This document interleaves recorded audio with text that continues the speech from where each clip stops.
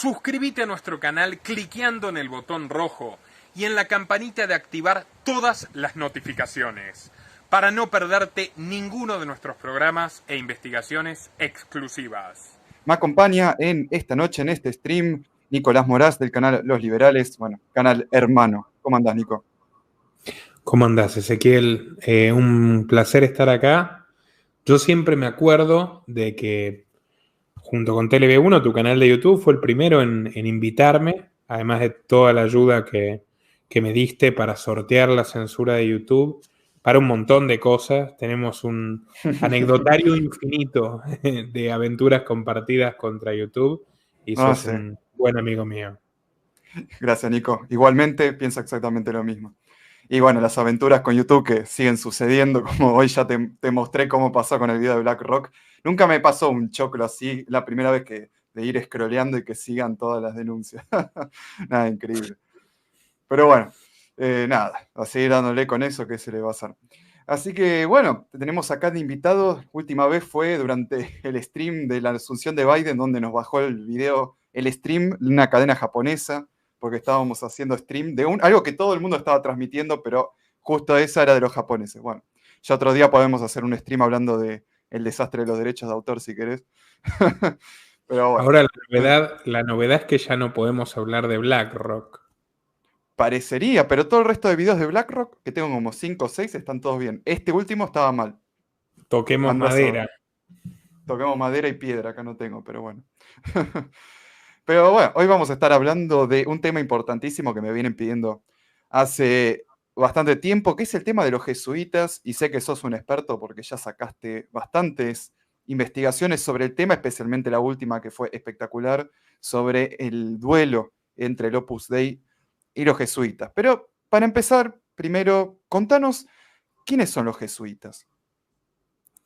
Bueno, mira, primero corresponde hacer un agradecimiento de rigor a un gran amigo nuestro en común, que es el primero que me abre los ojos sobre la relevancia de este grupo, que es Iorio, Ricardo Iorio, en una de esas memorables veladas que compartí con él en La Pampa, me internó y me dijo: vos, Moraz, tenés que saber quiénes son los jesuitas. Y bueno, antes mi conocimiento era superficial, pero nos pusimos a ver incontables documentales de un historiador español, canario concretamente, que se llama Jorge Guerra. Y después ya cuando a mí me toca hacer la investigación del primer documental del Papa, el que es el más visto del mundo, siempre para mí es un orgullo eso, porque con lo difícil que es que se difunda nuestro contenido, fue todo un logro.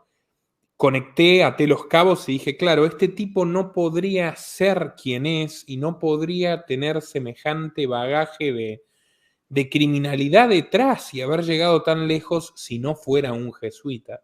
El primer papa jesuita. Y si querés, es el mayor logro, es la cúspide de la pirámide de esta orden religiosa. Los jesuitas son una autoproclamada orden religiosa católica que es la más numerosa y la más poderosa de todas. Hay cientos. Pero bueno, para que te des una idea, ellos tienen más de 20.000 curas. Triunfan en materia de universidades, colegios, instituciones educativas afiliadas de manera brutal, le siguen los salesianos, y patrimonialmente son más ricos que el resto de la iglesia. De hecho, depende cómo lo midas. Si vos lo medís por los bienes propios de los jesuitas, que obviamente tienen una contabilidad bastante oscura, pero que de todas formas es evidente de lo gigante que es su patrimonio, ellos tienen 10 veces más bienes que el Opus Dei, que es la congregación rival, si querés, que recientemente degrada Francisco. Y claro, que es parte de una larga historia, que le dediqué hace poco un video a esa guerra entre jesuitas y Opus Dei. Si vos medís ya el patrimonio de los jesuitas laicos, es decir, de los jesuitas que no son sacerdotes, que no son formalmente la compañía, pero que trabajan estrechamente con la compañía y que fueron educados por instituciones jesuíticas, ya estamos hablando directamente de 200 veces más patrimonio que el que tiene el Opus Dei y todos los ricos relacionados con el Opus Dei. Por lo tanto, estamos hablando de gente extraordinariamente influyente que si vos me preguntás, como suele suceder en nuestro público, siempre te preguntan qué grupo domina el mundo. Son muchos los que pujan por tener mayor control. Pero ponele, claramente en ámbitos militares o de la industria de la guerra, los lobbies sionistas son muy poderosos. Históricamente, en la esfera política administrativa, la masonería pesó mucho. Yo creo que está muy, muy devaluada frente al poder que tuvo en otras épocas. Pero si vos decís quién se mantuvo más tiempo en la cima, desde mi punto de vista, hoy por hoy te diría que los jesuitas. Porque a partir de la educación, a partir del poder de meterse en la mente de la gente, de seleccionar a esa gente y de que trabajen para ellos sin demasiado esfuerzo, porque eso es lo que tiene ser un laico jesuita, no tenés que dedicarte a estudiar durante años rituales esotéricos como si fueras masón. Claro. Entonces, tu nivel de compromiso es más bajo, tu nivel de recompensa es alto. A partir de esa estructura de incentivos e intereses, han logrado un poder inmenso. En todas partes, en Asia, en América Latina. Es una cosa increíble realmente. Muy impresionante. O sea, claro, también esa no la tenía en cuenta, de que en varios aspectos te conviene mucho más volverte jesuita que volverte masón porque no tenés tantas cosas para estudiar. Yo por lo que estuve leyendo, sí, tenés estudios de la Biblia, pero como que el curso para ser jesuita son de 2 años. Por lo menos lo básico, o sea, nada. Ahora para hacer un rango 33 en la masonería puedes estar 40 años. De hecho, probablemente estés toda tu vida y uno de cada 10.000 van a llegar a ser grado 33. En cambio, vos vas a un colegio jesuita, te integrás con los jesuitas o vas a una universidad jesuita, por ejemplo, lo hizo Bill Clinton, que no es católico, y ya sos jesuita. O sea, automáticamente formás parte de un grupo muy poderoso, de un grupo que como todos estos se dedica a hacer intercambio de favores y colocaciones, por así decirlo, y la piedra basal del jesuitismo, en ese sentido, son más rigurosos que la masonería, es la obediencia. Y si vos te fijas a lo largo de la historia de la Compañía de Jesús, que es el nombre formal de los jesuitas, nadie la pasa peor que el jesuita que desertor. Claro. Nadie la pasa peor que el tipo que se va. Es mucho peor, te diría, abandonar a los jesuitas o criticar a los jesuitas sin abandonar la compañía que hacerlo con otros grupos como la masonería hoy por hoy. Yo conozco un amigo, Nicolás Martínez Laje, que él lo dice, es ex masón y no le ha pasado lo que sí le pasó, y me consta, a los jesuitas que desobedecieron a un superior. Por ejemplo, no recuerdo exactamente sus nombres, pero eran los compañeros del Papa Francisco, los mencionabas en tu documental, que fueron perseguidos durante toda la vida y hay uno que no se sabe dónde está, ni se ve que nadie quiere saber bien. Él no quiere que nadie sepa qué le está pasando. El padre Yalix, creo que se llamaba. Exactamente. El caso de Yalix es tétrico. Vos pensás que Bergoglio, a su vez, por rosca política, porque no tenía los méritos para llegar a ocupar ese puesto, y eso es algo que lo persigue, y es algo que opera en su traición, llega a ser superior provincial de la Compañía de los Jesuitas del Río de la Plata, o sea, Argentina, Paraguay, Uruguay, etcétera, saltándose por lo que le correspondía por mérito a estos dos personajes que fueron en gran medida sus maestros, que eran dos buenas personas, porque hay que decirlo, ha habido jesuitas que fueron muy buenas personas y lamentablemente no les fue bien a la mayoría, que eran Orlando Llorio, argentino, y Franz Yalix, argentinizado Francisco Yalix, que era húngaro. Y estos dos padres eran de izquierda, algo que si tenemos tiempo vamos a profundizar mucho. Realmente el rol de los jesuitas en el comunismo, en las guerrillas, es impresionante. Pero estos dos padres eran de izquierda y no eran guerrilleros, eran profundamente pacifistas y eran gente que ayudaba mucho en las villas, no tenían una gran ambición. En ese momento Bergoglio, porque hay que entenderlo, los jesuitas son pendulares, si bien tienen una influencia inmensa en la izquierda hasta el día de hoy, hay jesuitas de derecha y son muy poderosos. Bergoglio hizo toda la escala camaleónica. Bergoglio en ese momento está parado con la derecha, Concretamente, con una logia, que es un caso único, que es esta logia protomasónica, la propaganda DUE, P2E, la logia P2, que es una logia fundada por un mussoliniano que se refugia en Argentina en los años 50, Licio Gelli, tiene muy buen vínculo con Perón a través de López Rega, y en los 70, de hecho, él lo nombra a Perón, que era miembro de la logia, López Rega, Isabelita. Hay una foto.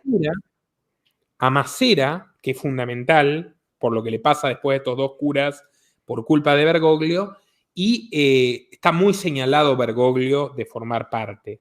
¿Por qué está señalado? Porque él les da a la Universidad del Salvador, ahí tenés una gran institución educativa jesuita de Argentina, como base de operaciones.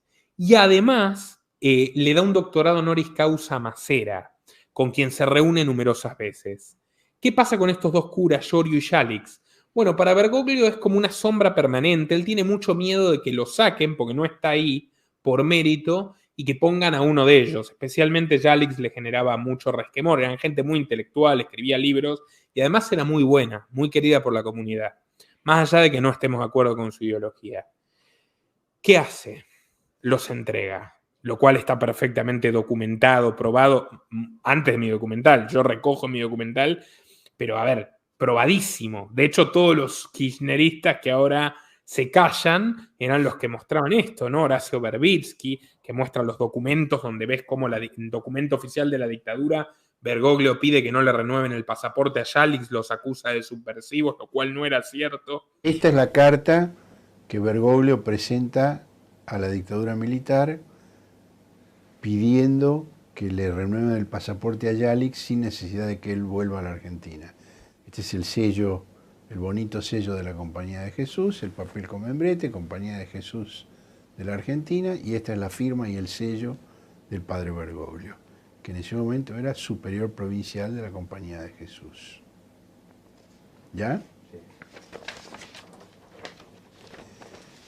Esta es la carta, la nota que el funcionario de la Cancillería, el director de culto católico de la Cancillería, que se llamaba Javier Orcoyen, escribe sobre el padre Yalix. Y dice que estos datos fueron suministrados por el propio padre Bergoglio, firmante de la nota, con especial recomendación de que no se hiciera lugar a lo que solicita. Y ahí dice que tuvieron actividad disolvente en congregaciones religiosas femeninas, conflictos de obediencia, que está acusado con el padre Llorio de contactos con guerrilleros, que desobedecieron al superior jesuita cuando les ordenó disolver la pequeña comunidad en la que vivían, que fueron expulsados, y dice que ningún obispo del Gran Buenos Aires lo quiso recibir. Y los sacerdotes Llorio y Yalix acusan a Bergoglio de que era él el que iba con los cuentos sobre ellos a los demás obispos para que no los recibieran. A ellos les decía, yo te voy a conseguir un encuadre en otro lugar para que tengas protección. Pero después iba a hablar con los obispos y les decía, no los reciban porque estos son peligrosos, tienen contactos con la guerrilla. Y esta es el memorándum interno de la Cancillería, donde el mismo funcionario recomienda no acceder a lo pedido por Bergoglio, es decir, rechazar el trámite que pedía. A mí me parece que estos documentos son una demostración muy precisa y concisa sobre el doble juego de Bergoglio. Ellos terminan secuestrados por la Marina, brutalmente torturados. Después de mi documental sacan, incluso muchas personas con las que yo hablé, un documental que se llama Llorarán las piedras, que lo hacen muchos conocidos de Llorio, y te cuentan, llorás, te cuentan cómo él dice, vos te das cuenta, le dice un amigo, vos te das cuenta que me hacían las preguntas que me había hecho él 3 días antes y sabían las respuestas y él era el único que lo sabía. Bueno, él los entrega. De hecho, estaría preso si no fuera papá. está el juicio a la ESMA, que está hasta las manos. Ustedes pueden ver las audiencias, Luis Zamora fue abogado, los fiscales querellantes, está hasta las manos, las pruebas lo sepultan a Bergoglio. Pero bueno, él los entrega, los torturan a estos padres, una cosa aberrante. Hay catequistas como Emilia Mignone que la matan, la violan, la tiran en uno de los vuelos de la muerte, una cosa horrenda. Y este tipo, fíjate, o sea, después de una década de ostracismo, justo ¿qué le pasa a Bergoglio? Cae en desgracia, no por esto, cae en desgracia porque la logia Propaganda Due se disuelve en medio de un escándalo en Italia, que es el país donde es más poderosa, por el Banco Vaticano. Escándalo terrible, el pobre Papa Juan Pablo I, ¿vamos bien ese? Voy explicando más o menos. Sí. El pobre Juan Pablo I, fíjate lo que le pasa a los que se enfrentan a los jesuitas, porque es memorable. Juan Pablo I es un tipo así también, como Giorgio Yalik, y encima no está ideologizado. Un cura de pueblo, piamontés, divertido, buena gente, que va en bicicleta a cazar a los novios y que está con todos los enfermos y todo el mundo lo quiere y nadie puede objetarle nada. No quiere ser papa, pero lo nombran papa porque hay una mayoría en la iglesia que ya está harta de los escándalos, harta de la corrupción entre los cardenales. Y el tipo asume el papado y dice, bueno, vamos a poner orden acá. Por un lado, agarra las dictaduras militares apoyadas por la iglesia y concretamente por jesuitas como Bergoglio. Él tiene una reunión con Videla y Videla sale temblando. O sea, el Papa le dice, yo a vos te excomulgo, o sea, sos un asesino. O sea, realmente un tipo muy valiente. Y le pone los puntos, de hecho. Y por el otro lado dice, acá hay que frenar el terrorismo, que es mucho más todavía el rol de los jesuitas en el terrorismo socialista. Los jesuitas crearon curas, el Ejército de Liberación Nacional de Colombia, que está activo hasta hoy. El cura español, lo creó un cura español junto con Camilo Torres, un cura colombiano que es tío del expresidente Juan Manuel Santos, que hoy trabaja en la Fundación Rockefeller. Ellos crearon el Ejército de Liberación Nacional de México, tuvieron un rol clave en los Tupamaros y crearon montoneros. O sea, el padre Mújica, que era un rival de Bergoglio dentro de la compañía, fue el confesor y fue el guía espiritual de Firmenich, de Vaca Narvaja, de Abal Medina, te lo dicen ellos. Sí. Pero bueno, ¿no es como irónico que unos tipos que se supone que son religiosos estén financiando todos estos movimientos socialistas, comunistas, que se supone que son antirreligión? Ya mismo te lo contesto. Eso pensaba Juan Pablo I. Él escribe una carta durísima, donde les dice, ustedes hablan de la obediencia, y la obediencia en la iglesia es al Papa, no a la compañía. Y ustedes se están metiendo en el asunto de los laicos, los reprende de una manera feroz. Y él tenía planeado, él hace circular esta carta, porque era un tipo que sabía lo que le iba a pasar, el Papa Juan Pablo I. Era un tipo que sabía que tenía la espada de Damocles pendiendo sobre su cabeza. Y él escribe una carta muy dura, la hace circular y planea leerla en una reunión que va a tener con el superior general, con el general jesuita, llamado el Papa Negro por el poder que tiene, el jefe de la compañía a nivel global, Pedro Arrupe, un mafioso de aquellos. Bueno, iba a tener la reunión dentro de 2 días, muere. Se difunde la carta al día siguiente, muere. Muy misterioso. 33 días de papado. El tipo era deportista, totalmente sano, no tenía ninguna enfermedad, no tenía ningún precedente. Libros enteros, su secretario que era irlandés diciendo, él nos venía diciendo, me van a matar. ¿Por qué? Porque destapa el escándalo del Banco Vaticano y se enfrenta frontalmente con los jesuitas. Lo matan. Y te digo acá, curas tradicionalistas, periodistas ingleses de izquierda, periodistas italianos sin ideología, todo el mundo está de acuerdo en que a Juan Pablo I se lo sacan de encima mal. Y Juan Pablo II, que no era un tipo tan santo como Juan Pablo I, era más pragmático y más político, el tipo se da cuenta, los toma con muchísimo cuidado, pero de todas formas dice, a estos tipos hay que sacarle poder porque nos devoran. Claro. Y hace muchas cosas Juan Pablo II para bajarle los humos. Fíjate una cosa, él se enfrenta con Arrupe, paraliza la compañía, les prohíbe reunirse, pues sabe que conspiran contra él, y a él le meten un tiro. O sea, es impresionante. Claro. Le mete un tiro un turco que no tiene nada que ver con nada, que pertenece a un movimiento que no hizo jamás ningún atentado, ni de cerca de la Iglesia Católica, un movimiento que no es islamista, es laico, nadie entiende muy bien de dónde viene, ¿viste? Y que obviamente necesita de la complicidad de los guardias suizos. O sea, necesita cómplices dentro de la Iglesia. Le meten los tiros, sobrevive, y lo que hace directamente dice, vos, Arrupe, te fuiste. Y los pone en vereda dentro de lo posible, se rodea del Opus Dei, que es otra congregación poderosa, que odia a los jesuitas, tiene una puja terrible, y más o menos, viste, va capeando las tempestades hasta que un grupo de jesuitas empieza la conspiración para sucederlo, que es la famosa mafia de San Galo. Hay jesuitas y hay sacerdotes de otras denominaciones, que son de izquierda, muy de izquierda, y bueno, esa historia es, si se quiere, es otra historia, pero desemboca en el papa jesuita que tenemos hoy.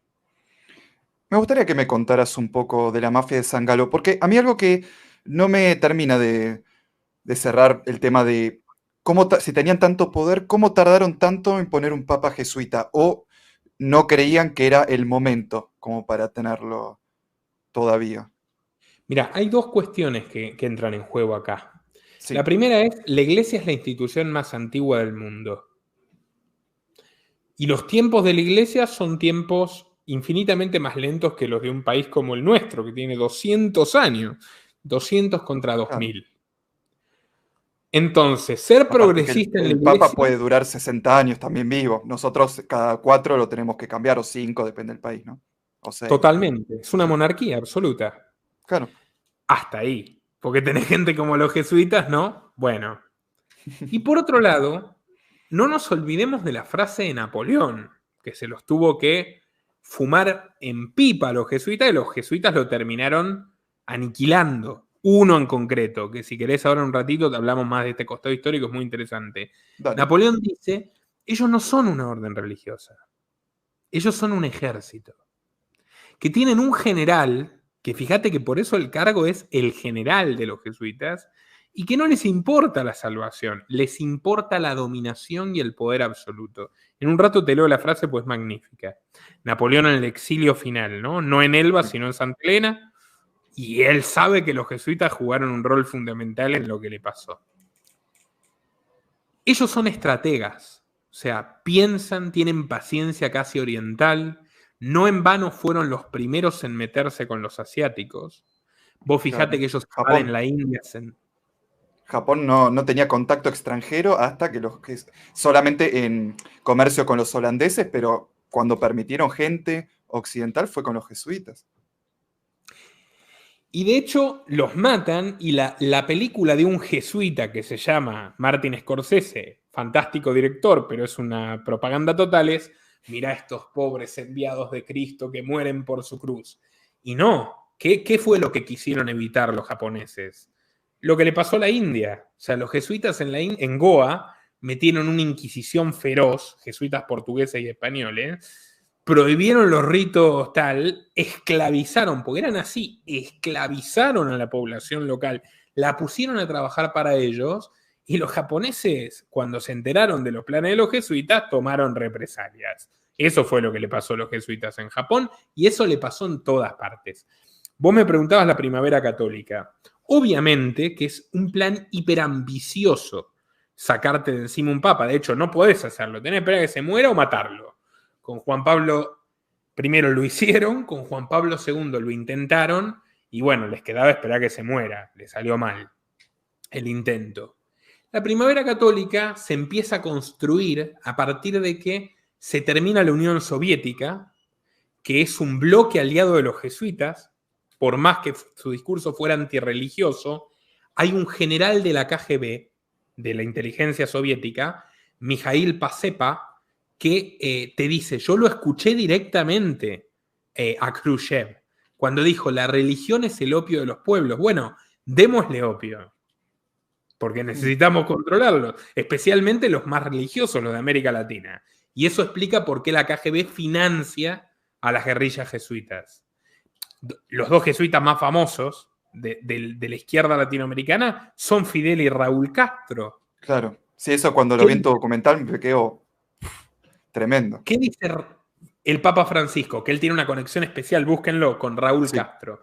¿Hablan de qué? De jesuitismo. Lo dicen ellos dos. Yo fui a colegio jesuita, dice Raúl Castro. Entonces yo también soy jesuita como el Papa. Bueno, entonces, ellos se quedan sin la Unión Soviética y se quedan huérfanos. O sea, todo es tristeza para los jesuitas en los 80s y los 90. El Papa les complica la vida. El Papa anticomunista, ¿no? Polaco, al fin y al cabo, Wojtyla, Juan Pablo II. Se les cae la Unión Soviética. Entonces, tienen que empezar a acomodarse por primera vez con los demócratas, con Clinton, que era quien mandaba en esa época, y con buena perspectiva de que el tipo iba a seguir mandando. Tienen problemas. ¿Por qué tienen problemas? Porque si bien Clinton es egresado jesuita, entonces ya tienen bastante a favor, su número 2, John Podesta, impulsado por ellos, adquiere cada vez más poder, que Podesta es católico y jesuita de toda la vida y profesor de Georgetown. Pese a eso, el Opus Dei también tiene vínculos con Clinton. El jefe del FBI de Clinton, un tipo peligroso, que de hecho está involucrado con la muerte de un abogado que tenía información comprometedora, que había sido amigo de Clinton y se pelearon, etc. Bueno, y los tipos se empiezan a insertar, y a través de una figura en concreto, que no es de la orden, pero que sí fue a colegio jesuita, Theodore McCarrick, arzobispo de Washington, terminan sellando el pacto a fines de los 90. Y vos tenés que tener en cuenta que toda la conspiración de la primavera empieza en Europa. En Suiza, San Galo es una localidad de Suiza que está pegada a Davos. Y uno de sus impulsores... Pura coincidencia. Exactamente. Y uno de sus impulsores, que es suizo, justamente, que tiene un banco de la iglesia, un cardenal, decide hacer la reunión estratégicamente en San Galo. Bueno, van gente de Bélgica, muchos de Alemania, etc. Se reúnen ahí, en palabras del belga Danils, que lo admitió en público, conspirando abiertamente, violando la constitución apostólica de la iglesia. Een soort naam die deftig is. Maar eigenlijk zeiden wij van onszelf en van die groep de maffia. Kardinaal Danils praat voor het eerst over de geheime groep van kerkleiders waar hij toe behoorde.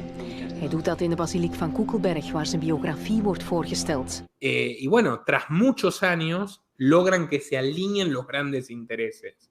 O sea, pasan 15 años, Ratzinger es una derrota para ellos. Ellos impulsaban obviamente a Bergoglio en 2005, pero Bergoglio y otra gente más prudente saben que no es el momento. Porque en Estados Unidos gobierna Bush, porque en el mundo en general no están dadas las cosas todavía para un papa progre.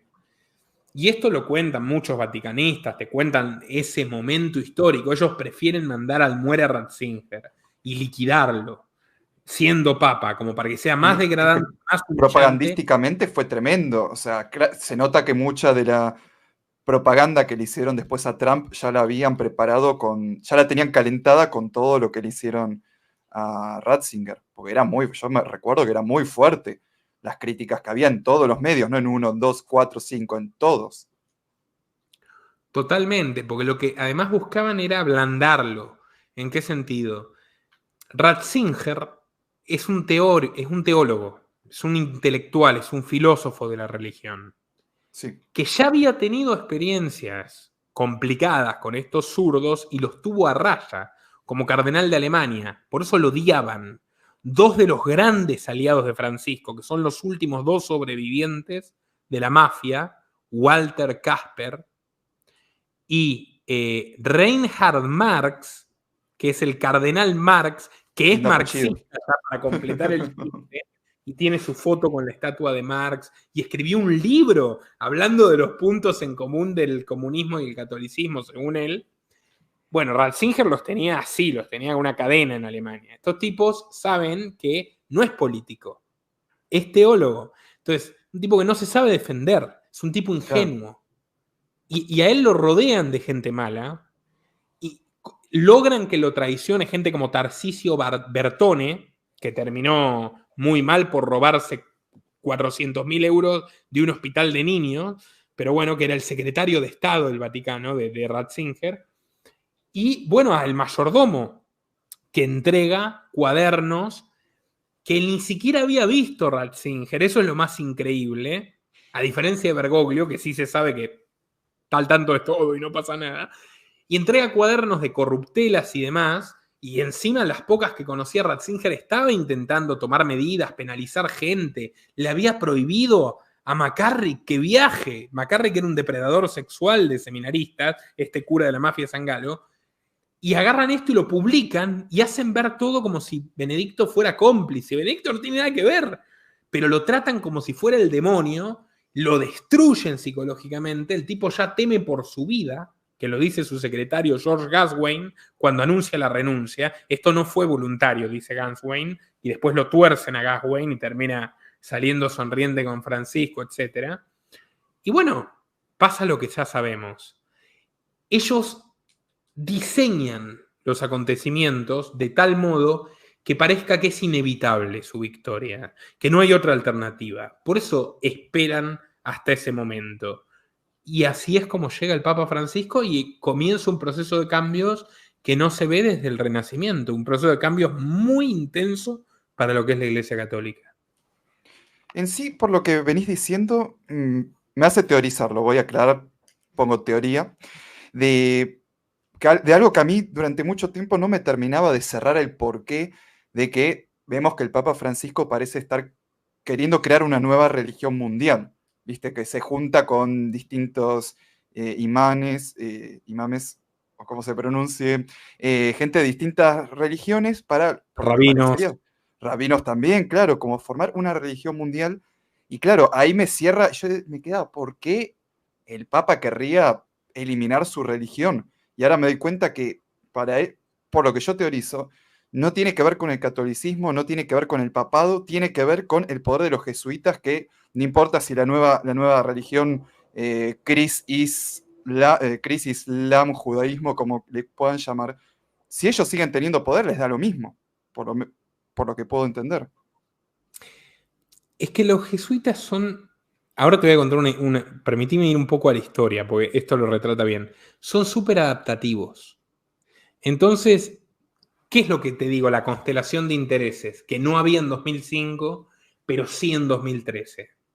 En 2005, Bush está ocupado en la guerra de Irak. Bush es un presidente nefasto, pero fuerte, que acaban de reelegirlo.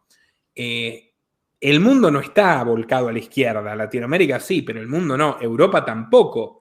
O sea, el contexto es Aznar, hasta hace un ratito estaba Aznar en España, en Italia estaba Berlusconi, en Francia estaba Chirac, o sea, gente de otro perfil, no había progresía como religión única, que es lo que empiezan a construir lentamente en los 90, pero en ese momento no estaban en su mejor momento. En el 2012 sí.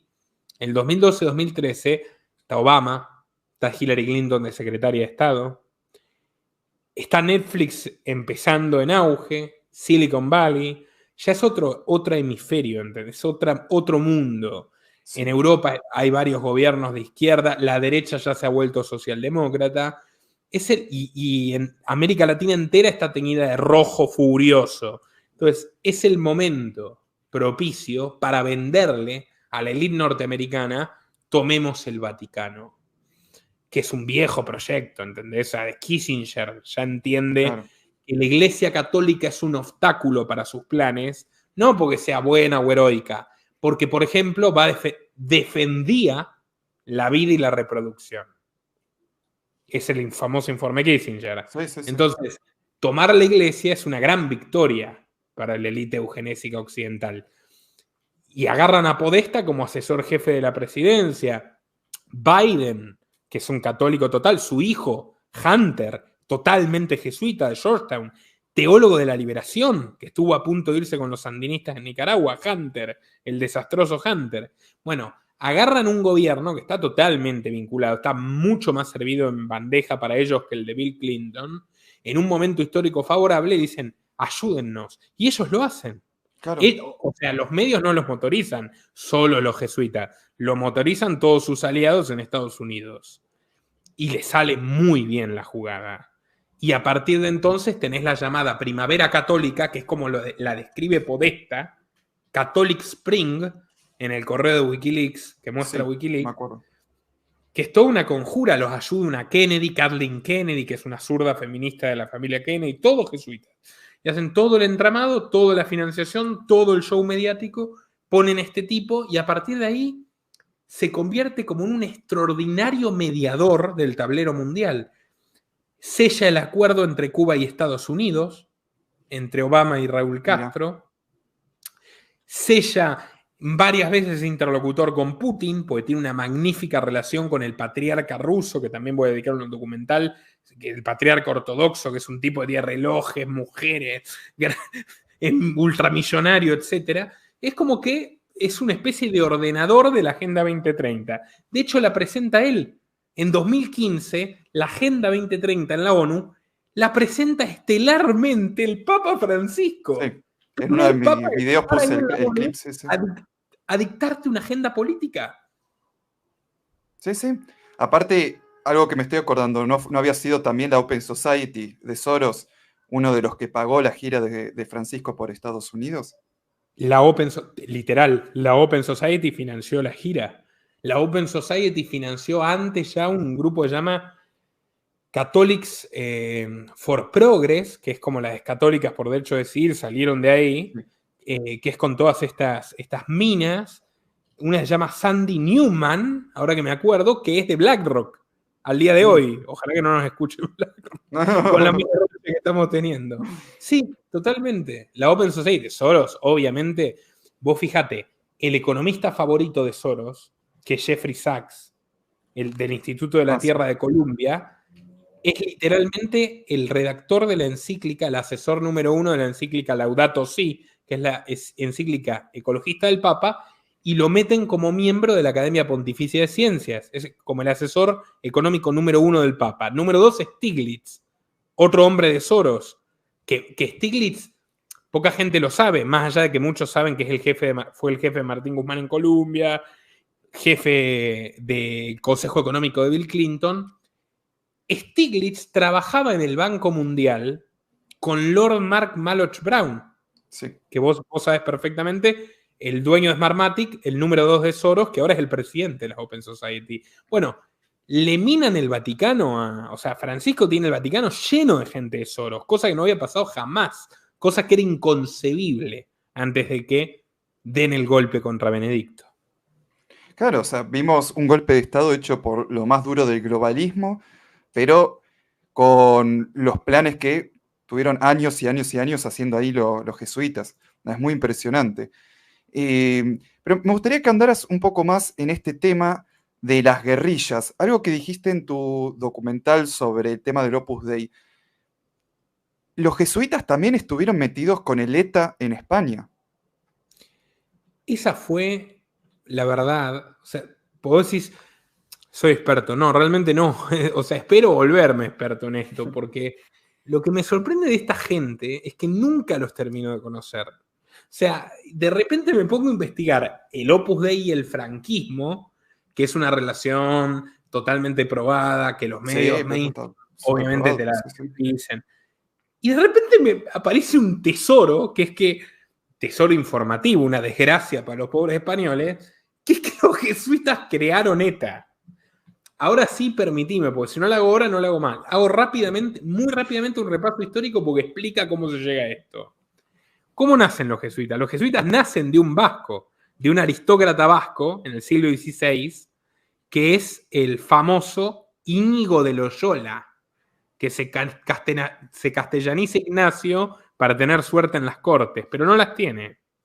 Íñigo es un tipo que era militar, que luchó para el rey contra la represión navarra, contra la rebelión navarra, en fin. Y el tipo, que terminó herido gravemente y que no se destacó especialmente como militar, fíjate que era un tipo tan hosco, tan torcido de carácter, que firmaba las cartas como Íñigo de Loyola, pobre de bondad. Pobre de bondad. O sea, tené cuidado. Era como decir, no tengo paciencia. Ese tipo termina metiéndose a cura. Cambia las armas por la sotana. Y en esa época tiene una lógica. Él quería ser político, él quería tener poder. No le fue bien como militar. No le fue bien en las cortes, porque era vasco. Y dice, bueno, entonces vamos a probar con la iglesia. Imagínate la época de la que estamos hablando, Tratado de Tordesillas. El Papa divide el mundo, la mitad para Portugal, la mitad para España. El Vaticano era, Roma, en ese momento, Roma era el gobierno mundial. Claro. Entonces, yo voy a jugar en las ligas mayores. Y le sale bien. O sea, con accidentes. O sea, primer escollo, se mete con los benedictinos. Los benedictinos, que son, por algo Benedicto se puso Benedicto, gente seria, dice, este tipo es una sabandija. Es más, lo meten en cana. Nunca se aclara bien por qué, porque los jesuitas tienen un gran dominio de la historia. De hecho, el grueso de la historia de los jesuitas la cuentan historiadores jesuitas, como Pedro de Rivadeneira, y difícilmente encuentres otras fuentes alternativas. Pero el propio Rivadeneira te dice, este tipo nuestro fundador estuvo preso y nadie sabe por qué, y lo mandaron los benedictinos. En fin, el tipo sale de eso y dice, ok, acá no me va a ir bien, se va a Italia y se conecta con la nobleza veneciana. Mirá de qué gente estamos hablando. Concretamente con la familia del Papa. ¿Quién es la familia del Papa en ese momento? Una familia poderosísima, que va a estar ligada a los jesuitas hasta la actualidad. La familia Farnesio. O sea, viste los Borgia, los Medici, bueno, los Farnesio eran de estos clanes que dominaban la Italia renacentista, que era una potencia comercial, una potencia artística. Y él se vincula muy bien con los Farnesio, les llama, digamos, les toca las fibras sensibles, era un gran manipulador. Y Alejandro Farnesio, el Papa Paulo III, cuya hermana Julia había sido la amante del Papa anterior, fíjate cómo son los Farnesio, Julia Farnesio era la amante del Papa anterior, Alejandro VI, lo convierte a Loyola no solo en sacerdote, sino que en líder de una orden. O sea, de la nada, o sea, en la historia de la orden más fugaz, más repentina de la historia, cuyo inicio es más atribulado, los jesuitas, aparece la Compañía de Jesús, con algo que se llama Regimini Militantis, que es el nombre de la bula de este papa, del Papa Farnesio, un tipo corrupto al extremo. ¿Por qué? Porque van a ser el ejército del Papa. Eso le venden los jesuitas. Nosotros vamos a estar dirigidos por un ex militar, vamos a ser obedientes como militares y te vamos a defender a muerte, como te defendería a muerte un edecán, como te defendería a muerte un custodio militar. ¿Qué pasa en la práctica? Ya desde esa génesis, los jesuitas acumulan armas, los jesuitas piden salvoconductos, los jesuitas tienen trato privilegiado para entrar y salir de todos los imperios católicos, y en muy poco tiempo van a terminar utilizando todo eso para conspirar contra los imperios, porque ellos, ya lo dijo más tarde Napoleón, buscan el poder absoluto. Entonces, ¿qué pasa? Los echan de Francia, imperios católicos, de monarcas católicos, que temblaban cuando hablaban, pero se ven obligados. Los echan de Portugal, con estos desmanes en la India, o sea, los tipos realmente les revuelven las colonias y después están como afincados como un cáncer en el Imperio Español, están en la Florida, en México, en Perú, en Brasil, en Paraguay. Vos me habías mostrado el billete, uno de los billetes de Paraguay tiene un jesuita, no sé si el resto, pero el que me mostraste. Totalmente, San Roque González de Santa Cruz. ¿Qué hacen los tipos en Latinoamérica? Por ejemplo, ¿qué hacen en Paraguay concretamente con los guaraníes? Esto te muestra la maestría y la visión pionera que tienen como élite. Ellos te arman un campo de concentración, te toman a los indios de rehenes, hacen trabajar a hombres y mujeres y te lo venden como un logro, o sea, las mujeres ya no crían a los hijos, trabajan. Mirá, o sea, realmente los hacen trabajar de manera feroz, reparten todo en forma colectiva, cosa que no era así. Antes eran cultivos familiares, propiedad privada, rudimentaria, propiedad privada. Ahora es una granja colectiva. ¿Y quién manda? ¿Quién administra? La vanguardia. ¿Que quiénes son? Los curas. ¿Cómo los dominan? Con su versión del evangelio, que muchas veces se ha visto, es amañada, está totalmente instrumentada para ese efecto, el opio de los pueblos. Claro. Y vos fíjate los mapas de las reducciones. Yo he ido a las ruinas, yo conozco las ruinas jesuíticas. Por ejemplo, vos ves el mapa de la reducción de San Ignacio Miní. Cualquier reducción jesuítica, ¿qué tienen? Un pedazo de calabozo así que es una cuarta parte del plano. Porque no eran santos, porque no era voluntario, porque vos te rebelabas y te masacraban, te torturaban, te mutilaban como te mutilaban después los agricultores sureños si eras un negro y te escapabas en Estados Unidos. Pero ¿qué tienen los jesuitas? Intelectuales. Son los máximos acumuladores de científicos, historiadores y artistas dentro de la iglesia desde que aparecen. Entonces, ¿qué hacen? Te cuentan maravillas. Y como tienen laicos, lo cual era muy atrevido, y es algo que inventaron ellos, trabajar curas con laicos con el mismo propósito político, gente como Voltaire, que es lo más anticlerical que hay en Francia, se come el cuento. Le cuentan sus amigos ilustrados, están haciendo algo maravilloso, liberando a los indios. Y el tipo dice, uy, mirá qué bien los jesuitas. El tipo que era el mayor crítico de la iglesia, pero los jesuitas lo convencen de que era un experimento humanitario. Tremendo. Y era mucho peor que cómo vivían los indios fuera de sus reducciones. Ellos empiezan a conspirar y quieren que los indios sean guerrilleros en el siglo XVII y inician una serie de revueltas contra la corona española. O sea, ellos ya están pensando en el siglo XVII, mucho antes de la independencia, en crear un país gobernado por ellos, una teocracia socialista pionera.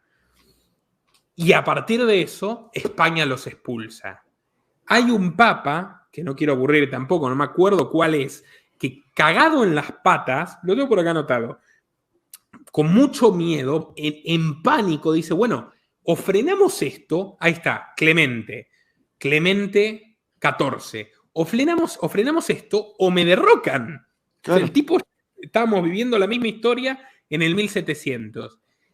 Y es ahí donde crea el propio cuerpo de guardaespaldas del Papa, porque tiene miedo que lo maten, que lo envenenen, y se atreve a disolver la orden. ¿Qué hacen los jesuitas? Cuando le disuelven la orden, le quitan el estatus religioso y la protección. Todo el mundo lo quiere meter en cana, a fusilarlo, imagínate. Tienen problemas con Francia, con Portugal, con España. Se refugian en la corte de Rusia. Mirá. Se van a una potencia no católica, se refugian con Catalina, famosa por sus apetitos sexuales, déspota ilustrada, Catalina II de Rusia, que también era amiga de Voltaire. Y en Estados Unidos, fíjate que eran colonias todavía, miserables colonias inglesas agrícolas, los jesuitas empiezan a crear universidades. ¿Por qué? Porque no se enteraron, como es un país protestante, no se enteraron que no eran más una orden. O sea, los jesuitas sabían que no eran más una orden, pero los norteamericanos no. Y así empiezan a crear universidades que luego van a ser claves en el futuro, como Georgetown, donde estudió y es profesor Podesta, donde estudió Bill Clinton, donde estudió el hijo de Biden, larguísimo, etcétera. Bueno, meten presión y terminan volviendo a hacer una orden en 1814. ¿Qué pasa en el medio? Y te lo hago muy, muy, muy rápido, solo para mostrar en un personaje la historia de los jesuitas como es. ¿Por qué Napoleón los odia? ¿Por qué Napoleón dice que son lo peor que hay? Traidores, que lo único que quieren es obtener el poder absoluto. Por un jesuita en particular, que es probablemente la persona más importante de la historia de Francia. Y te apuesto que el 99% de la audiencia no lo conoce. Charles Maurice de Talleyrand. ¿Vos lo conocés? No, imagino que tendría que ver con alguna cosa de la revolución. No, la verdad que no lo conozco. No lo conocía. ¿Quién es Talleyrand? Porque no te lo cuentan en los libros de historia del colegio, ni nada por el estilo. Talleyrand es un tipo que era jesuita, era primogénito de una familia muy acaudalada, pero como era rengo, no pudo entrar al ejército y el padre medio lo discriminaba, entonces era un tipo bastante resentido, lo meten en la iglesia. Era brillante, asciende de manera drástica dentro de los jesuitas y se convierte en el tesorero de la Iglesia de Francia, que era una corporación muy rica, eran los mayores terratenientes del mundo. No pagaban impuestos de época borbónica. Ahora, el tipo maniobra suficientemente bien para esconder la riqueza incluso del cardenal. Y ni que hablar del papado. O sea, en ese sentido la iglesia francesa tenía un poder inmenso, ni el papa estaba al tanto de todo lo que tenían. Y él tiene las llaves de todo. Cuando ocurre la revolución, vos sabés, la revolución francesa, jacobina, masónica, etc., está en contra de los católicos, mata a católicos en forma masiva. Pero ¿qué pasa? Hay un grupo de sacerdotes que está del lado de la revolución. Mira. Uno es el famoso obispo Hebert, que es la facción más radical, los ultracomunistas, cortadores de cabezas, los hebertistas. Otro es Talleyrand, mucho más discreto. Talleyrand, que era un tipo muy fino, muy educado, se acerca a Robespierre, a Danton y le dice: muchacho, antes de tomar decisiones apresuradas, yo tengo el secreto de los bienes de la iglesia. ¿Cuánto me dan? Mira. Talleyrand se convierte en embajador en Estados Unidos, que acababa de independizarse. Mira. ¿Por qué se va a Estados Unidos? Pues la revolución es polémica en Europa. No se va a ir a Inglaterra, no se va a ir a ningún lugar donde corra riesgo. Se va a Estados Unidos. ¿Qué hace en Estados Unidos? Esto es verdad, ¿eh? Trafica esclavos. Y se hace más rico de lo que ya era. Él sabía, porque era un hombre brillante, lo que iba a pasar con la revolución. La revolución se canibaliza. Termina muriendo en la guillotina Robespierre. Claro. Vuelve y dice: a ver, yo soy un hombre de la iglesia, yo soy un hombre, por más que ya no era cura, yo soy un hombre de negocios, yo vengo del nuevo mundo, donde hay una república que funciona, Estados Unidos, y logra que lo metan como miembro del nuevo gobierno. Se vuelve canciller del directorio. ¿Y qué pasa? Francia tiene guerras, todo el desastre económico que dejó la revolución, problemas civiles, y el tipo dice: bueno, esto es un desastre, nos van a matar a todos, ¿qué puedo hacer para sobrevivir? Yo no voy a poder ser político, o sea, nunca, sería demasiado impopular, nunca nadie va a comprarse a este aristócrata, traidor de la iglesia, etc. Tenemos que inventar algo que nos una. Y él se pone a ver y dice: bueno, ¿qué es Francia? Patriótica.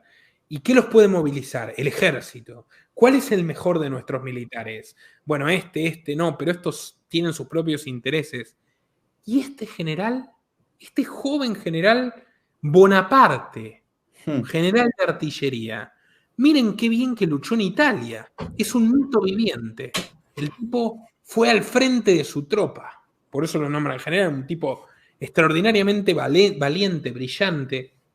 Llamen a Bonaparte, que encima es de familia humilde, italiana, de Córcega. Y aparte italiano, claro.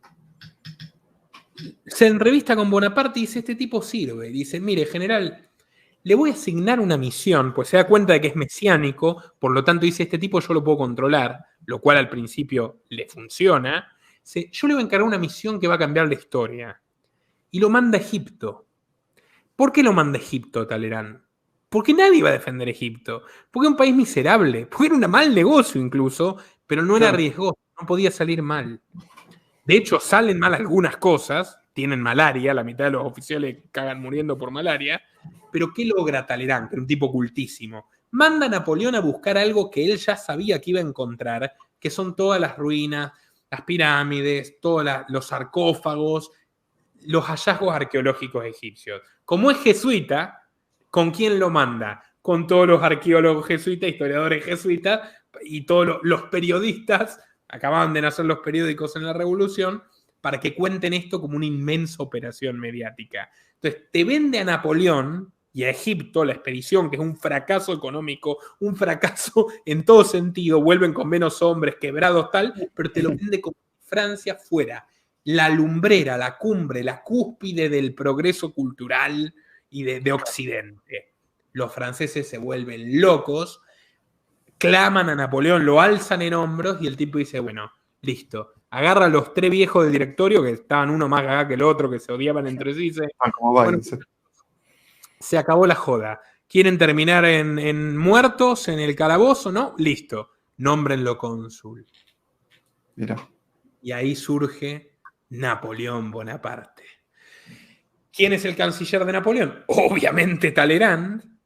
Y de hecho empiezan las guerras napoleónicas, que son de una maestría militar asombrosa, tal vez solo superada por Federico el Grande de Prusia en la Edad Moderna, que de hecho Napoleón le va a llevar flores a su tumba y el edecán le pregunta por qué, y Napoleón le dice, porque si este hombre estuviera vivo, nosotros nunca habríamos llegado aquí. Pero bueno, y Talleyrand dice, listo, ya está, somos nosotros. Ahora, ¿qué pasa? Napoleón, como era mesiánico, se empieza a ver chispas, digamos, empieza a chispotear el valero en criollo, empieza a creer el personaje y ya empieza a hacer cosas jugadas. Una es secuestrar al Papa. Claro.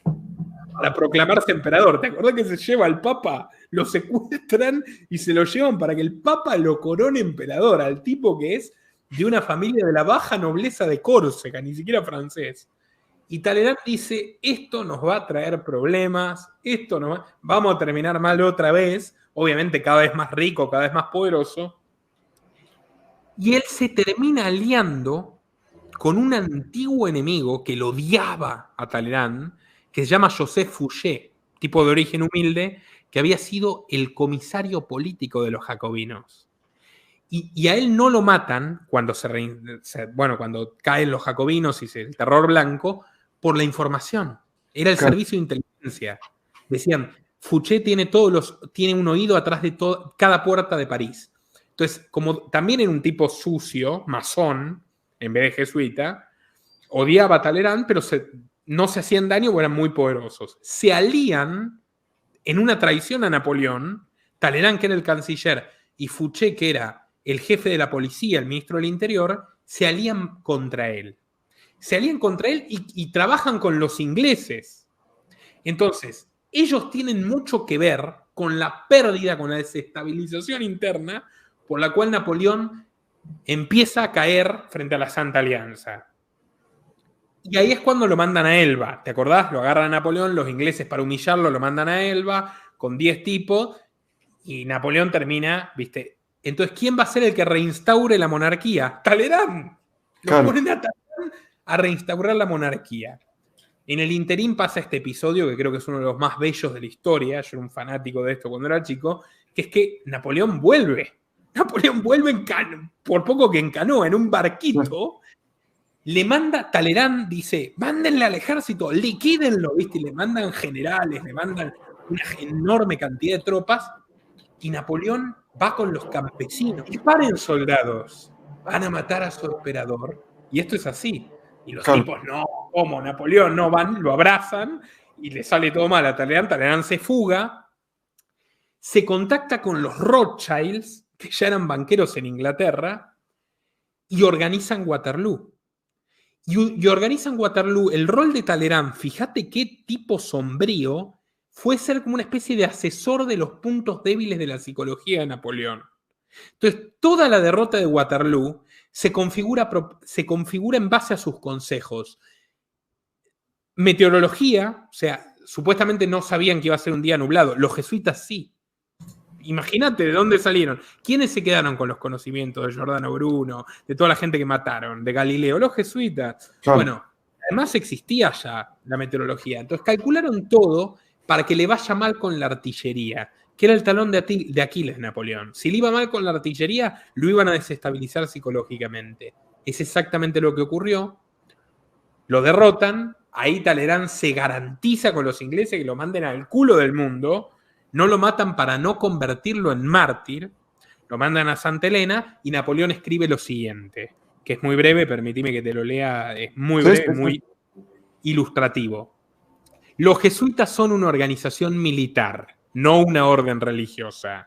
Su jefe es un general de ejército, no un mero padre abad de un monasterio. Y la meta de esta organización es poder. Poder en mayúscula. Poder en su ejercicio más despótico. poder absoluto, poder universal, poder para controlar al mundo por la volición de un solo hombre, por la voluntad de un solo hombre. El jesuitismo es el más absoluto de los despotismos y al mismo tiempo el más grande y el más enorme de los abusos. El general de los jesuitas insiste en ser el amo, el soberano sobre los soberanos. Donde quiera que los jesuitas sean admitidos, ellos serán los amos, cueste lo que cueste. La sociedad de ellos es por naturaleza dictatorial, por lo tanto, es el irreconciliable enemigo de toda autoridad que le haga competencia. Todo acto, todo crimen, por más atroz, es un trabajo meritorio si es cometido por los intereses de la sociedad de los jesuitas o por orden de su general. Así Tremendo. llegamos a... Tremendo. Ahora aparte me empiezan a cerrar un montón, o sea, de la historia de Waterloo lo conocía por el tema de los Rothschild, el tema de que tenían rutas de comunicación secretas y ahora me termina de cerrar de dónde salían esas rutas de comunicación secretas. Era todo tema que estaba organizado por los jesuitas. Totalmente. Los comunistas, en el diccionario soviético de filosofía, te dicen que los padres del comunismo práctico son los jesuitas. La aplicación del comunismo, la primera que ellos ven es en las misiones jesuitas, las reducciones jesuíticas de América Latina. Y fíjate qué manipulación fabulosa de la historia que hacen, que logran que los comunistas los traten bien y los nacionalistas católicos también.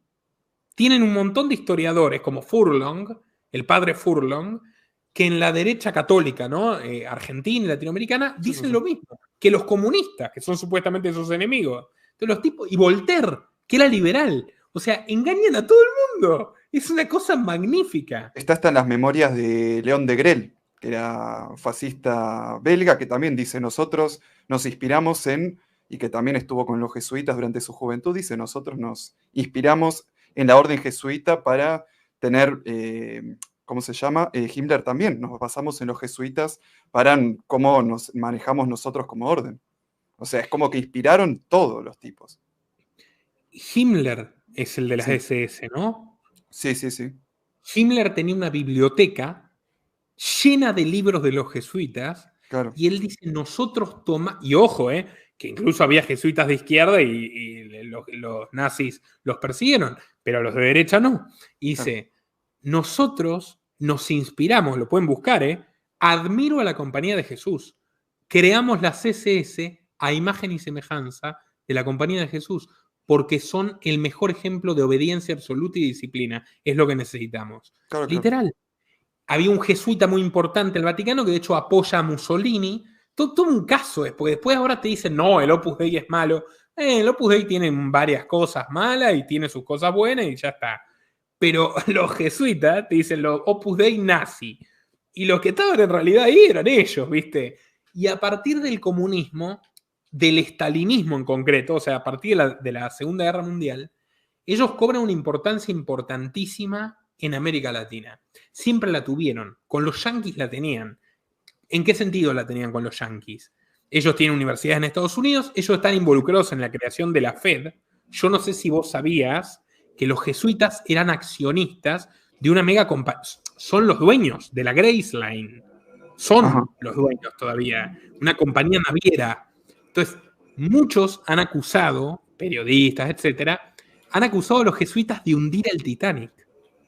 Porque en el Titanic iban banqueros competidores de JP Morgan, el viejo JP Morgan, que estaban en contra de la creación de la Fed, de la Reserva Federal. Bueno, esto es una anécdota. O sea, yo no encontré pruebas, pero sí encontré multitud de fuentes que te dicen los jesuitas tuvieron algo que ver con el hundimiento del Titanic para crear la Fed. Eso no hay pruebas. ¿De qué sí hay pruebas? ¿Te suena United Fruit Company? Sí, por supuesto. Era un monopolio de bananas mundial de los yanquis, despiadado, que tenía trabajadores esclavos, hacía golpes de Estado por toda Centroamérica, eran los dueños de los gobiernos, y su mayor logro fue lograr que corruptos nicaragüenses, hondureños, etcétera, y cubanos le roben las tierras a los campesinos, es decir, roben la propiedad privada de sus legítimos dueños, porque no tenían títulos y eran pobres y no se podían defender, y se la den a ellos, que pasaban a esclavizarlos. Nefasta. ¿Quién la llegó a dirigir? A la United en sus tiempos más, en su época de oro, en los 50. Sproul Braden. Sproul Braden, que era el embajador de Estados Unidos en Argentina, en la época de Perón, ¿te acordás? Sí, sí, de Braden o Perón, sí, como se dice acá, sí. Tenían políticos yanquis contratados, bueno, como cualquier compañía de las que conocemos ahora, ¿no? Como Netflix, con Obama y tal. Ahora, ¿quién les hace... A ver, ¿por qué no hay una rebelión masiva contra la United? Había canciones de protesta, protestas sindicales, ellos mataban a los sindicalistas. ¿Quién los ayuda a insertarse en la sociedad? ¿Quién les hace la campaña de responsabilidad social empresaria? Los jesuitas. Claro. Y terminan teniendo un director de la Compañía de Jesús, esto lo cuenta el escritor colombiano Fernando Vallejo, sentado en la mesa del directorio de la United Fruit Company, con la cual trabajaba, por ejemplo, el papá de Fidel Castro, que era terrateniente y le alquilaba las tierras a la United. Y manda a sus 2 hijos a colegio jesuita. Todo queda en familia, Fidel y Raúl. Bueno, ¿qué pasa con las guerrillas? Fidel y Raúl son jesuitas. Sí. Hay curas desde el día 1 en la revolución. Hay curas que intermedian en la visita de Castro a Estados Unidos, donde se saca la famosa foto con la remera I Love New York. Intermedian con sus reuniones con Rockefeller, que de hecho va a ser el único tipo que logra sacar sus capitales antes de las expropiaciones masivas. La Standard Oil tenía 2 plantas en Cuba de extracción de petróleo, va a ser financista de Castro, etc. Los jesuitas están totalmente metidos en el corazón de la revolución cubana. Y fíjate que ellos tienen que ver con la crisis de los misiles, no te digo son los causantes, ni mucho menos, pero Kennedy, que es católico, el primer presidente católico de Estados Unidos, tiene que negociar con los rusos. Y parte del equipo que lo asesora son sacerdotes jesuitas de Washington. Mira. En el nombre de la paz, todo. Claro, por supuesto. Bueno, los tipos empiezan a relacionarse de una forma espectacular con los soviéticos a partir del Concilio Vaticano II. Porque ¿qué es lo que ellos miran? Sabiamente. Imagínate, si no te conté la historia final, Talleyrand después termina siendo primer ministro cuando echan a Napoleón. Primer ministro de los Borbones que volvieron. Mira. Es fabuloso. Bueno, imagínate la mirada de Talleyrand en el siglo XX. ¿Qué es lo que vería? Diría, bueno, acá están los comunistas y los yanquis. Están los soviéticos y Washington. Tenemos que tener gente en los 2 bandos. Así piensa un jesuita. Claro. Entonces dice, bueno, en Estados Unidos tenemos la United, tenemos la Singer. Los jesuitas son los dueños de estas máquinas de tejer que regalaba Evita, mundialmente famosas, las máquinas Singer. Tenemos navieras, estamos muy bien. Universidades, Georgetown. Ahora, con los rusos, y algo tenemos que hacer. Entonces, tenemos que generar una ala izquierda de la iglesia y dominarla nosotros. Porque gane quien gane, nosotros tenemos que ganar. Típica mentalidad jesuita. Entonces, en el Concilio Vaticano II surge la teología de la liberación, que lo cuenta bien este general de la KGB, Pacepa, está totalmente financiada por Rusia. Y es la idea de, bueno, Cristo y los pobres, Cristo hubiera sido guerrillero, la paz es para los proletarios, pero los burgueses son el diablo, y etcétera. Los excluidos, los oprimidos, agarran todo ese discurso pobrista, que en gran medida es real, bueno, vamos a ser justos, pero lo exageran, lo mezclan con el marxismo, que era totalmente ateo, pero hacen un pastiche totalmente contradictorio, pero se vuelve popular. O sea, ¿por qué les sirve a los rusos? Porque el comunismo ateo en América Latina no va. Pero si ya tenés el cristianismo y lo vende el cura jesuita, sí va. ¿Por qué le sirve a los jesuitas? Por lo que ya te dije. Aparecen las guerrillas colombianas, aparecen las guerrillas tupamaros, aparecen las mexicanas, aparecen las argentinas con montoneros. El padre Mujica era un tipo que era partidario de la violencia en la dictadura onganí, incluso, que si es necesario yo tiro bombas, después se arrepiente y dice, cuando vuelve Perón y ya hay democracia, dice, no, este no es el camino, etc. ¿Qué pasa en España? En España, todo esto ocurre durante un gobierno jesuita, que es el del general Pedro Arrupe, vasco, como Loyola. En España, en la época de Franco, vos tenés al Opus Dei, que son sus grandes rivales, los jesuitas los odian visceralmente, pues el Opus Dei logra hacer plata, el Opus Dei no condena la plata, el Opus Dei es como los rivales perfectos, son los jesuitas de derecha para ellos, los jesuitas de derecha que les va bien y no son jesuitas. De hecho, el fundador del Opus estudió parte en un seminario jesuita, pero bueno, no importa, Escrivá de Balaguer. Los odian. Dicen, Sí. bueno, vamos a mirar a estos tipos. España, imagínate, España es como su patio de atrás. ¿Cómo vamos a tener al Opus Dei mandando acá? Y se meten en el proceso de Burgos. Vos lo podés buscar, eso es historia oficial, nadie te lo puede discutir, es Claro. así. Los jesuitas salvan a los primeros terroristas de la ETA, que le vuelan el auto a Carrero Blanco, que era el vicepresidente y sucesor de Franco, y lo matan y tal, y matan civiles, etc. Los salvan de la pena de muerte. Directamente intercede el Vaticano. Y el Papa, Pablo VI, obligado por los jesuitas. Él no quería meterse en eso, pero le tiene tanto pánico, él ha ido a escuela jesuita también, pero le tiene tanto pánico a los jesuitas, Pablo VI, que dice, bueno, sí, dale, listo, intervengan. Y logran que le perdonen la vida a los etarras. Ahora, decís, ok, es la iglesia, la piedad. Bueno, acá empieza la historia divertida. Divertida y trágica. Los jesuitas le dieron una iglesia para que la ETA haga sus primeras 3 conferencias clandestinas en España. Una iglesia jesuita, literalmente. Los jesuitas les dieron el papel para que impriman sus tarjetas, tenía una gráfica papelera en el País Vasco, Euskadi o como lo quieran llamar. Tenían una empresa papelera que les dio el papel de los folletos que repartían con las bombas y de las amenazas que mandaban los tipos y de los mensajes extorsivos para el impuesto revolucionario y para secuestrar empresarios. O sea, literalmente, los jesuitas les dieron refugio a los etarras en la Universidad de Deusto. Directamente hay 3 curas que se hicieron militantes, cosa que en América Latina es muy habitual, se hicieron militantes de la ETA. Literalmente. O sea, literalmente se hicieron militantes de la ETA, los jesuitas. 3 curas con armas, mataron gente, los 3 presos, ninguno se arrepintió. A uno directamente, era un seminarista, no era cura formalmente, lo detuvieron en el seminario. Después, los jesuitas, con este precedente increíble, terminan siendo mediadores entre la ETA y el gobierno de Felipe González. Obviamente todo sale mal, la ETA mata más civiles que nunca. Y ahora un jesuita es confesor de las presas etarras. O sea, es una cosa increíble de los jesuitas y la ETA. Curas, los que te mencioné, Julen Calzada, John Exabe, Severio, el jesuita de la ciudad de Severio, el párroco jesuita, les prestaba la casa. También los etarras se refugiaron en parroquias jesuitas de la ciudad de Getaria.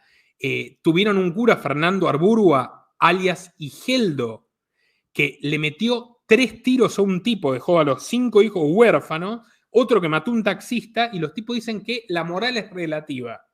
Lo pueden buscar todo esto, por eso les menciono los nombres. Nunca jamás se arrepintieron, presos y todo, nunca se arrepintieron. Y además insisten que lo que hicieron está justificado por su visión del cristianismo, que está impresa en la teología de la liberación. Por todas estas razones, el desastre que hacen en Latinoamérica, en España, es que Juan Pablo I les pone los puntos, matan a Juan Pablo I, Juan Pablo II hace lo mismo, lo intentan matar y no lo logran. Y Juan Pablo II es el que destituye a Rupe, que de hecho, mirá cómo son, cuando Arrupe se entera de que Juan Pablo II sobrevivió al atentado, le da una CB. Bueno. Mucha coincidencia de vuelta. Los jesuitas, en todo su esplendor. A mí me queda otra duda más. ¿En dónde entra el sionismo en todo este entramado? Mira, los jesuitas tienen una... Perdón la redundancia, los jesuitas. Por cierto, ahora el Papa puso a Juan Antonio Guerrero, de su orden, al frente del Banco Vaticano. O sea, le costó la vida a Juan Pablo I, pero el Banco Vaticano sigue ahí. Secuestraron a un primer ministro, también envuelto a los jesuitas italianos, lo matan, la logia Pedue, el pobre primer ministro, todo el escándalo del Banco Vaticano, y el Banco Vaticano sigue ahí y comandado por un jesuita. Una cosa maravillosa. Mira, el sionismo se vincula de manera intermitente en muchos aspectos. Desde la época de Talleyrand, los jesuitas se vinculan con los Rothschilds, Claro. se vinculan con los banqueros de todo el mundo. O sea, ya antes empezaron con los Farnesio, todo tipo eran banqueros italianos del Renacimiento. Y con la colonización de Israel vos tenés, por ejemplo, la colonización de Palestina, pobre palestino, perdón.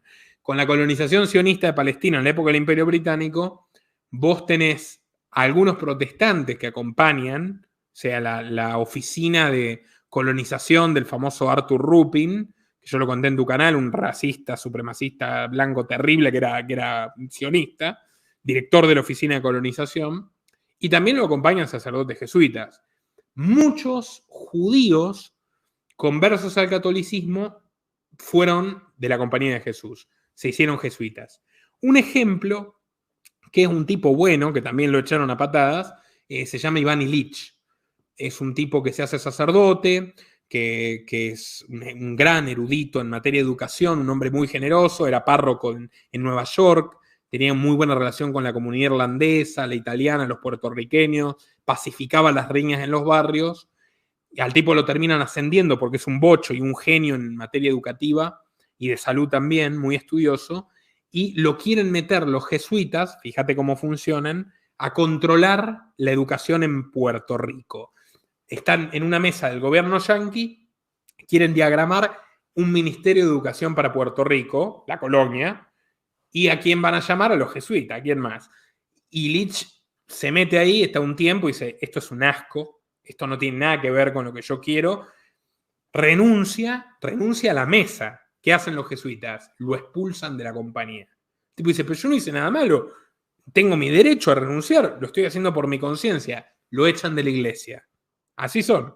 Bueno, y el tipo termina escribiendo unos libros fabulosos sobre por qué la educación va en contra del sistema de adoctrinamiento y del sistema escolar, la sociedad es escolarizada, y por qué la salud, mirá que jugado, muchos conocimientos prohibidos para el común de los mortales, por qué la salud va en contra del sistema hospitalario que está para enfermarte, según él, lo llama iatrogenia. El libro ese se llama Némesis Médica. No amplío mucho más para no generarte problemas. Sí, te estaba para hacer un chiste de eso. Sí. Pero claro, los vemos como que en varios momentos de su historia tuvieron una relación, o sea, terminaron trabajando juntos en un montón de aspectos. Y sí, son dos grupos importantes. Imagínate, Claro. un ejército autoproclamado religioso, que es una máquina de matar, y lo que es el sionismo, un nacionalismo medio socialista, medio supremacista, lleno de gente con plata, que necesita permanentemente de hacer la guerra para existir. Entonces tienen puntos de convergencia. No soy un experto de los puntos de convergencia, sé que hubo jesuitas en la creación del Estado de Israel, sé que hay un tipo actualmente que es el presidente de la Conferencia Episcopal Italiana, que lo puso Francisco y que es progre, y Francisco lo puso como líder de la Orden de los Caballeros Templarios del Santo Sepulcro de Jerusalén. Entonces, que es como un cargo que está vinculado de manera bastante complicada con Jerusalén y con el sionismo y tal, y puso un tipo de su extrema confianza ahí. Y bueno, qué sé yo, también se conectan con los masones, pero tienen como una rivalidad histórica, o sea, los jesuitas y los masones. Los jesuitas odian a los masones porque, a ver, los consideran como su competencia frontal, ¿entendés? O sea, pero a la larga, para mí los que prevalecieron claramente fueron los jesuitas, por lo menos en nuestros países. Los masones los masones existen y tal, pero fíjate que ahora ya te muestran la logia en la tele, han caído muchísimo, para estar en ese nivel ya de dar entrevistas, hacer propaganda, ¿viste? Eso era impensable para la masonería en sus tiempos de gloria. donde realmente armaban guerras, ponían y sacaban reyes y presidentes. Ahora es como un gran club social de estudiantes de esoterismo que se hacen favores y escalan, pero entra cualquier boludo. Es la verdad, ¿entendés? Cualquier boludo manda un mail y se hace masón. Los jesuitas son otra cosa, te diría, por lo menos los que escalan. Tienen un mecanismo muy, muy bien diseñado, muy potente. De todo lo que me contás hay una cosa que me resulta como muy irónica. Ya sé que suelo tirarle palos a los hispanistas y todo, pero ellos suelen, vos sé que vos también lo has hecho, pero que dicen, bueno, los ingleses, obviamente aclaro, no estoy defendiendo al imperio inglés, pero para nada, pero dice, los ingleses caían a los distintos países y lo primero que te construían es un banco. En cambio, el imperio español lo primero que construía era una escuela. Claro, pero estas escuelas eran las escuelas de los jesuitas, o sea, no era una escuela para promover la hispanidad del imperio español, ni la corona española, era para promover todas las ideas de los jesuitas. Totalmente. Mira, lo que yo rescato, totalmente. O sea, literal, y se les volvió en contra, como todos los españoles. No voy a ahondar mucho en esto porque ya sé que no es el tema en cuestión, pero del mismo modo que los españoles hicieron un desastre económico, tenían inflación en oro, terminaban vendiendo el oro devaluado, lo usaban los banqueros holandeses para financiar a la piratería inglesa que les robaba sus barcos, o sea, que se canibalizaba el imperio español. Lo mismo pasaba con los jesuitas. O sea, le encargaban la educación, los jesuitas le formaban rebeldes y guerrilleros. Eso es una constante. Si querés ver una interacción de masones y jesuitas, es la independencia. Independencia en nuestros países, tenés masones raros, pues son como la PDUE, no es una logia formalmente asociada ni al Gran Oriente, ni a la Libres de Iguales y Aceptados de Escocia, ni a la francesa. La logia Lautaro, protomasónica, y también tenés sacerdotes jesuitas en todas partes. Hubo en Nicaragua, que estoy por lanzar un documental, hubo un cura que fue un héroe independentista. En México hubo gente vinculada a Miguel de Hidalgo también. Bueno, es que ellos buscan acomodarse en el poder, esa es su obsesión. Y cuando no los dejas, no te perdonan hasta destruirte. Como Napoleón, en el momento que dejó de hacerle caso a Talleyrand, para Talleyrand su obsesión fue destruir a Napoleón. El Imperio Español es lo mismo. Desde el momento en que los expulsan, su objetivo pasa a ser destruir al Imperio Español. A través de Catalina, los jesuitas contactan con Francisco de Miranda, que era amigo de Catalina, que para mí fue un gran tipo. Bolívar lo traicionó, terminó en un calabozo, un buen hombre realmente, Miranda, con excelentes intenciones, y termina muy mal. Pero los jesuitas lo utilizan o intentan utilizarlo también para garantizarse su poder en el nuevo mundo independiente de Hispanoamérica. Son así, están en todas partes bien acomodados, y si no están, lo intentan por lo menos. Tremendo. La verdad, impresionante la historia y nada, se ataron un montón de cosas en mi cabeza de historia que, a pesar que muchas las sabías, como que no me terminaban de cerrar y ahora me terminó de cerrar un montón de datos. La verdad, impresionante, Nico, la verdad, impresionante toda la información. ¿Le querés contar al público dónde te pueden encontrar? Muchos ya saben, pero igual, contalo. En el canal Los Liberales, tocamos madera que BlackRock no nos saque del mapa. Y bueno, fundamentalmente ahí yo quiero comentarles, ya hice un video sobre la guerra de los jesuitas y el Opus Dei, los invito a verlo, está bastante bueno. Excelente. Y en algún momento voy a hacer un documental de los jesuitas. Pero lo que estoy por lanzar, que me parece muy, muy rico, porque están incluidos los jesuitas, el Papa, los rusos, Estados Unidos, está todo incluido, una historia fascinante, es un documental sobre Nicaragua y el sandinismo, donde ahora están persiguiendo a muchos curas, encerrando católicos inocentes, y obviamente los jesuitas están del lado de los malos. Excelente, Nico. Bueno, eso lo pueden encontrar entonces en tu canal Los Liberales, y también también tenés tus redes sociales, todas tienen el mismo nombre para más fácil encontrar. Nico, te agradezco mucho por toda esta excelente clase de historia y también de actualidad, porque por desgracia esto sigue siendo actualidad. Y le agradezco, bueno, a toda la gente que vio, la verdad, un montón de gente estuvo viendo. Muchas gracias y muchas gracias, Nico. Nuestro trabajo depende de tu apoyo. Para que siga siendo posible, realiza tu donativo desde tan solo $2 por mes a través de Patreon, en los links que están en la descripción o en el comentario destacado. También podés hacerlo a través de la opción Unirte de YouTube, y si estás en Argentina, con el medio de tu preferencia a través de Mercado Pago.